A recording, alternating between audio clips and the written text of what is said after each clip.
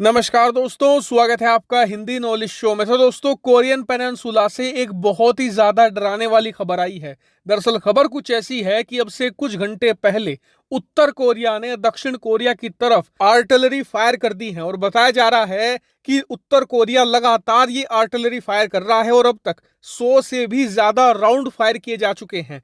हालांकि आप कहेंगे कि उत्तर कोरिया तो हर 15 दिनों के बाद एक मिसाइल छोड़ता ही रहता है, इस बार आर्टिलरी फायर कर दी तो नई बात कैसे हुई। तो आपको बता दूं कि उत्तर कोरिया जब भी मिसाइल परीक्षण करता है तो हमेशा वो समुद्र की तरफ पॉइंट करके उसे परीक्षण करता है, लेकिन इस बार जो आर्टिलरी फायर की गई है वो सीधे दक्षिण कोरिया की तरफ की गई है। और उससे भी बड़ी बात ये कि उत्तर कोरिया और दक्षिण कोरिया के बीच जो बफर जोन बनाया गया था, स्क्रीन पर आप देखिए, कुछ इस तरीके का ये इलाका है। थोड़ी जगह छोड़ी गई है ताकि दोनों देशों की सेनाएं आपस में ना टकराए। आर्टिलरी फायर इस बफर जोन में आकर गिरी है और बताया जा रहा है कि पहली बार ऐसा हुआ है कि इस बफर जोन के अंदर किसी तरीके का हमला या किसी तरीके का अटैक किया गया हो। और इसीलिए कहा जा रहा है कि दोनों देशों के बीच अब युद्ध की संभावनाएं प्रबल होती चली जा रही हैं और इस बात की पूरी संभावना है कि दुनिया में एक और युद्ध अब छिड़ सकता है, क्योंकि दक्षिण कोरिया भी इसका जवाब देने की तैयारी में जुट गया है।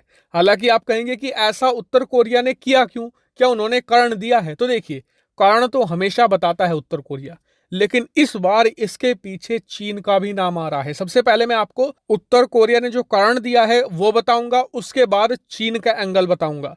तो देखिए, उत्तर कोरिया ने कारण ये दिया है कि डीमिलिटराइज जोन यानी कि जो ये बफर जोन है, इसके करीब दक्षिण कोरिया की सेना एक छोटा युद्धाभ्यास कर रही थी और उत्तर कोरिया के तानाशाह किम जोंग उनको ये बात पसंद नहीं आई, इसीलिए उन्होंने वहां पर एक आर्टिलरी फायर करवाया है। अब उत्तर कोरिया के इस जवाब पर यहां पर दक्षिण कोरिया ने यह रिस्पॉन्स दिया है कि इस तरीके के युद्धाभ्यास हम पिछले 30-40 सालों से रेगुलरली करते आए हैं। इसके अलावा इस बार का युद्धाभ्यास इसलिए खास था क्योंकि किम जोंग उन ने पिछले 15-20 दिनों के अंदर 2 से लेकर 3 मिसाइलें फायर कर दी हैं दक्षिण कोरिया के करीब। एक मिसाइल तो जापान के जो एयर डिफेंस जोन है उसको भी पार कर गई थी। इसलिए हमें सतर्क रहना पड़ता है और हमेशा तैयारियों में जुटना पड़ता है। ऐसे में उत्तर कोरिया ने जो कारण दिया है आर्टिलरी फायर का, ये पूरी तरीके से बेमानी है और डीमिलिटराइज जोन की जो संधि हुई थी उसका उल्लंघन भी है और इसीलिए हम इसका जवाब किम जोंग उनको बहुत ही तकड़ा देंगे। लेकिन अब जानते हैं चीन का एंगल, जो इस पूरे मामले का अनऑफिशियल कारण बताया जा रहा है। दरअसल आप सभी लोग जानते हैं कि उत्तर कोरिया एक तरीके से चीन का शैडो स्टेट है।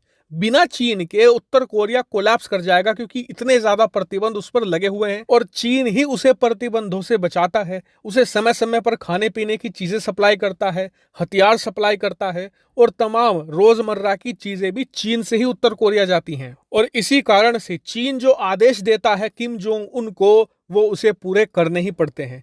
लेकिन अब चीन का एंगल इसमें क्यों जोड़ा जा रहा है? वो इसलिए क्योंकि इस समय कम्युनिस्ट पार्टी ऑफ चाइना का 20वां अधिवेशन चल रहा है और ये 16 अक्टूबर को शुरू हो गया था और 22 अक्टूबर तक ये चलेगा। लेकिन अब हुआ क्या है कि इसी अधिवेशन के दौरान चीन के राष्ट्रपति शी जिनपिंग और कम्युनिस्ट पार्टी ऑफ चाइना का देश के अलग अलग हिस्सों में विरोध हो रहा है। स्क्रीन पर आप देखिए, इस तरीके के बैनर जो अब से 3-4 दिन पहले चीन के अंदर दिखाई दिए थे, अब चीन के अलग अलग शहरों में दिखाई पड़ रहे हैं। यानी कि कम्युनिस्ट पार्टी ऑफ चाइना और शी जिनपिंग अपने ही देश के अंदर कमजोर पड़ रहे हैं।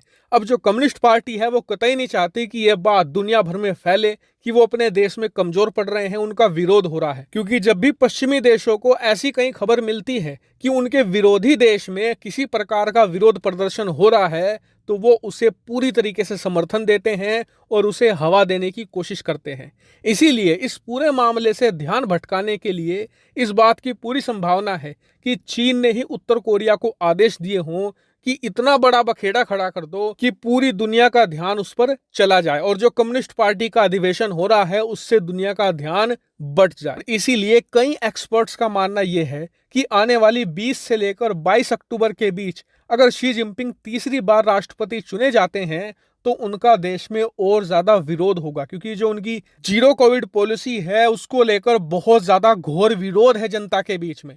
इसीलिए इस बात की पूरी संभावना है कि शी जिनपिंग किम जोंग उनको आदेश दे सकते हैं कि एक छोटा कॉन्फ्लिक्ट भी स्टार्ट कर दो। और इसी कारण से मैं इस मामले पर बहुत ही गंभीरता से नजर बनाए हुए हूं। जैसे ही कोई बड़ी खबर आएगी तुरंत आपको सूचित करूंगा। आप लोग चैनल को सब्सक्राइब करके रखना। फिलहाल इस वीडियो में इतना ही। Thank you very much for watching video.